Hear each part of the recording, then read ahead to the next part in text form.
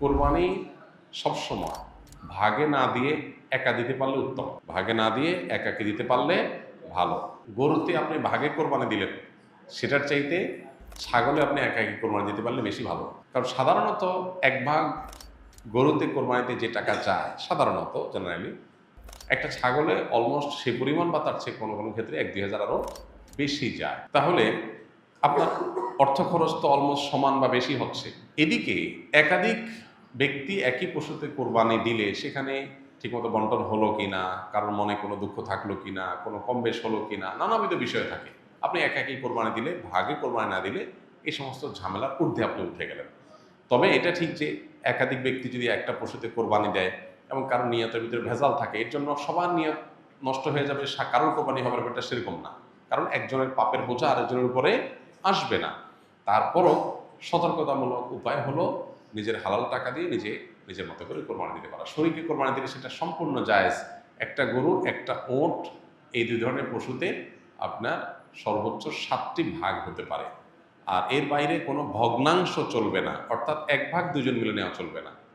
যে কোনো এক ব্যক্তি বা একটা পরিবারের তরফ থেকে একটা ভাগ হবে, এভাবে সর্বোচ্চ 7 ভাগ। সেক্ষেত্রে যত ভাগ কম হবে সব তত বেশি হবে। কারণ হলো একটা গরুর দাম যদি 70,000 টাকা হয়, 7 ভাগ হলে 10,000 করে পড়বে। আর যদি সেই গরুটাকেই আপনি 2 ভাগে করেন তাহলে 35,000 করে পড়বে, তাহলে টাকা বেশি খরচ হবে। ইন্না আইজামাল জাজাই মা আইজামিল বালা। যার যত বেশি কোনো ভালো কাজ করতে গিয়ে যত বেশি কষ্ট হবে, শ্রম হবে, মেধা খরচ হবে, অর্থ ব্যয় হবে, সবের পরিমাণ তত বেশি হবে। সো ভাগের পরিমাণ যত কম হবে, সবের পরিমাণ তত বেশি হবে। পাশাপাশি গোশত বন্টনের পদ্ধতি হলো যে কয় ভাগ হবে সেই কয় ভাগে কোরবানির গোশত বন্টন করতে হবে সমান হারে। এবং এক্ষেত্রে ভাগে কোরবানি দিতে গিয়ে, গোশত বন্টন করতে গিয়ে যদি কেউ তসরুফ করেন তো সেটা হারাম হবে, গুনাহের কারণ হবে এবং নাজায়েজ কাজ হবে। কোরবানির পশু জবাই করার সঠিক নিয়ম কি? কিভাবে একজন মানুষ নিজের কোরবানি নিজের পশুটি জবাই করতে পারবেন? কোরবানি পশু জবাই করাটা জটিল কোনো বিষয় না। আমাদের সাধারণ মানুষের মধ্যে এক ধরনের ভীতি কাজ করে, ভয় কাজ করে। আমরা মনে করি যে কোরবানি পশু জবের অনেক নিয়ম কানুন আছে, যেটা একটু এদিক সেদিক হয়ে গেলে আর কোরবানি হবে না। এটা আমাদের অনেকেরই অহেতুক ভীতি বলতে পারি। খুবই সিম্পল এবং খুবই সহজ একটি বিষয়। আপনি মোরগ যেভাবে জবাই করবেন, হাঁস যেভাবে জবাই করবেন, ঠিক একই পদ্ধতিতে গরু ছাগল জবাই করবেন। এক্ষেত্রে আপনার দেখার বিষয় হলো বিসমিল্লাহ বলে জবাই করছেন কিনা। এটা প্রথমত বিসমিল্লাহ বলছেন কিনা, বিসমিল্লাহ আল্লাহু আকবার বললেন জবাই শুরুতে, এটা প্রথম আপনার হালাল হওয়ার জন্য শর্ত। যদিও মুসলমান ভুলে যায়, যদি ইচ্ছাকৃত বিসমিল্লাহ পড়ে না এরকম না, ভুলে গেছে বলতে, তাতেও হালাল হয়ে যায়। তো বিসমিল্লাহ আল্লাহু আকবার বলে মুখে আপনি জবাই করবেন, এটাই জবাইয়ের পদ্ধতি। এবং সেই সাথে ভালো করে শুইয়ে পশুকে যাতে কষ্ট কম দিয়ে জবাই করা যায় সেজন্য ধারালো ছুরি নিয়ে আপনি পশুর কণ্ঠনালী গলায় আপনি ছুরি চালনা করবেন। এখানে ছুরি চালনা করার পর দেখতে হবে যে বড় যে নালীটা, খাদ্য নালী, যেটা দিয়ে খাবার নামে, ওইটা কাটা গেছে কিনা। শ্বাসনালী মাঝারো সাইজের যেটা আছে সেটা কাটা গেছে কিনা। আর তার দুই পাশে দুইটা আপনার ছোট ছোট রগের মতো আছে, সেগুলো কাটা গেছে কিনা। বাস এইটুকু আপনি দেখলেন, ভালো করে পোজ দিলেন যাতে করে এগুলো কেটে যায়, এটা চোখে দেখা যাবে। তাহলে সেক্ষেত্রে আপনার জবাই হয়ে গেছে, কোরবানি হয়ে গেছে। এরপর আপনি এই পশু জবের সময় বিসমিল্লাহ আল্লাহু আকবার বলার পাশাপাশি আরেকটা দোয়া পড়তে পারলে ভালো, না পড়লেও কোরবানি হয়ে যাবে, জবাই হয়ে যাবে। সেটা হলো আল্লাহুম্মা তাকাব্বালহু মিন্নি, আল্লাহ এই পশুকে আমার তরফ থেকে কবুল করেন, এবং আমার পাশাপাশি শরীক থাকলে আল্লাহ অমুক অমুক সহ সবাই পক্ষ থেকে, বা নাম না নিতে পারলে আল্লাহ এই পশু যারা যারা কোরবানিতে শরীক আছে সবার পক্ষ থেকে আপনি কবুল করেন, যেমন কবুল করেছেন মুহাম্মদ সাল্লাল্লাহু আলাইহি সাল্লাম থেকে ইব্রাহিম ইসলাম থেকে। বাস শেষ। এটা আপনি বললেন, বিসমিল্লাহ আকবার বলে ছুরিচালনা করলেন, রগগুলো কাটা গেল কিনা আপনি দেখলেন, কণ্ঠনালী শ্বাসনালী কাটা গেছে কিনা, দ্যাটস এনাফ, আপনার কোরবানি হয়ে গেছে। তাহলে এটা জটিল কোনো বিষয় না। মৃত ব্যক্তির পক্ষ থেকে কোরবানি করা যায় কিনা? যদি করা যায় তাহলে ওই মৃত ব্যক্তির কবরে সওয়াব পৌঁছাবে কিনা। মৃত ব্যক্তির পক্ষ থেকে কোরবানি করা যায়, এবং জীবিতরা মৃত ব্যক্তির তরফ থেকে কোরবানি করলে সেটার সওয়াব মৃত ব্যক্তির আমলনামায় জমা হবে ইনশাআল্লাহ তাআলা। মৃত ব্যক্তির পক্ষ থেকে কোরবানি যে করা যায় এর বহু দলিল রয়েছে, বহু প্রমাণ রয়েছে। আলী রাদিয়াল্লাহু তাআলা আনহুর মধ্যে এটি তার আমল দ্বারা প্রমাণিত যে তিনি নিজ ব্যক্তির তরফ থেকে কোরবানি করেছেন, সাহাবীরা অনেকেই করেছেন। নবী করিম সাল্লাল্লাহু আলাইহি সাল্লাম তাঁর তরফ থেকে করার পাশাপাশি ইব্রাহিম আলাইহিস সালাম এবং পরবর্তী উম্মার তরফ থেকে তিনি কোরবানি করেছেন। সো যিনি নাই, অনুপস্থিত বা মৃত, এই ব্যক্তির তরফ থেকে কোরবানি করা সর্বসম্মতিক্রমে ওলামার মতে জায়েজ। তবে হাম্বলী মাযহাব ওলামা ইকরামের অনেকের মত হলো জীবিতদের সাথে যুক্ত করে মৃতদেরটা করা জায়েজ, যেটা রাসূল আকরাম সাল্লাল্লাহু আলাইহি ওয়াসাল্লাম করেছেন। আর অন্যান্য ওলামা ইকরাম, হানাফি মাযহাব ওলামা ইকরাম সহ অন্যদের মত হলো যে এরকম কোনো শর্ত নাই, বরং আপনি জীবিত ব্যক্তির তরফ থেকে একটা নাম, একটা তরফ থেকে একটা শরীক, আবার মৃতের তরফ থেকে একটা শরীক অথবা একটা পশু আলাদা করে কোরবানি করতে পারেন, কোনো অসুবিধা নেই। ক্রিকেট, ফুটবল, দাবা, ক্রামবোর্ড ইত্যাদি সহ এসব খেলা শরীয়তে জায়েজ কিনা, খেলাধুলার ব্যাপারে শরীরের দৃষ্টিভঙ্গি কি?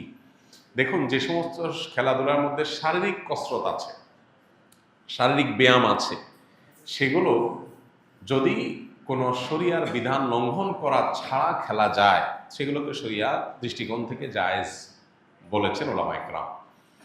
ধরুন আপনি ক্রিকেট খেলছেন বা ফুটবল খেলছেন, এখানে যদি এক পক্ষ আরেক পক্ষকে কোনো হার জিতের ভিত্তিতে টাকা পয়সা না দেয়, জুয়া না থাকে, এবং এখানে যদি সতর ঢাকার মতো ব্যাপার না থাকে, এই খেলাধুলার প্রতি অতি মনোযোগিতা এটা নামাজ থেকে গাফিল করে দিবে এরকম বিষয় যদি না থাকে, তাহলে সেক্ষেত্রে শারীরিক কসরতের উদ্দেশ্যে বা সামান্য বিনোদনের উদ্দেশ্যে শারীরিক কসরত আসে সেরকম খেলাধুলা করা জায়েজ আছে।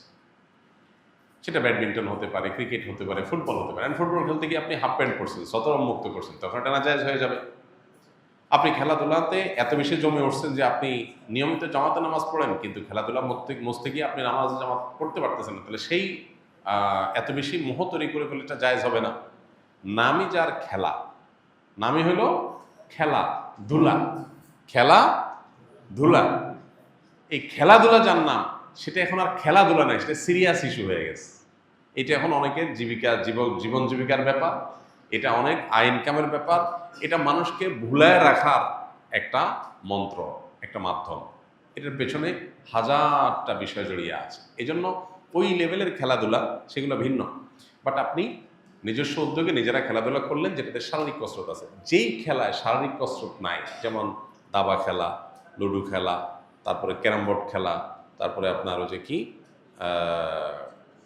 তাস খেলা, এই জাতীয় খেলাগুলোতে কোনো শারীরিক কোনো ফায়দা নাই, মানসিক কোনো ফায়দা নাই, এগুলো জায়েজ নাই শরীয়তে। কেন? কারণ এগুলো অনর্থক কাজের অন্তর্ভুক্ত। এই খেলাধুলা দ্বারা আপনার লাভ কি? কোনো লাভ নাই। আপনি বলবেন মানসিক রিফ্রেশমেন্ট, বস্তুত হয় উল্টাটা। এগুলো খুব বেশি খেললে মানুষ আরো মানসিকভাবে বিষাদগ্রস্ত হয়, যে আসলে কি হয়েছে, কিছু তো হয়নি। আপনি দৌড়াদৌড়ি করেছেন, পরিশ্রম করেছেন, ঘাম ঝরছে, ব্যায়াম হয়েছে, এটা স্বাস্থ্যের জন্য ভালো হয়েছে। তো এগুলোতে ভালো কোনো দিক নাই। কয়েক ভাগে কোরবানি দেওয়ার পর যদি ওজন না করে অনুমান করে কোরবানি গোশত ভাগ করা হয়, তাহলে কোরবানি হালাল হবে কিনা? অনুমান করে ভাগ করলে সেটা জায়েজ হবে তখন যখন শেয়ার হোল্ডার যারা আছেন, যাদের ভাগ আছে, তাদের কারোর মনে যদি কোনো দুঃখ না থাকে, তারা নিজেরা যদি সম্মত হন। ধরা যাক যে দুই ভাই মিলে কোরবানি দিয়েছেন, তারা চিন্তা করতেছেন এত এক্সাক্ট মাপামাপি করা ঝামেলার ব্যাপার, অনুমান করে আমরা ভাগ করে ফেলি, আমাদের কোনো দুঃখ নাই, একটু কম হোক বেশি হোক আমরা ভাই ভাই, কোনো অসুবিধা নেই। এটা যদি মন থেকে তারা সম্মত হন এবং আন্দাজ করে ভাগ করে নেন, তাহলে ঠিক আছে, এটা জায়েজ আছে। কিন্তু একাধিক শেয়ার যখন থাকে, তখন আসলে অনেকে হয়তো মুখে বলতে পারে হ্যাঁ অসুবিধা নেই, মনে তার দুঃখ থাকতে পারে।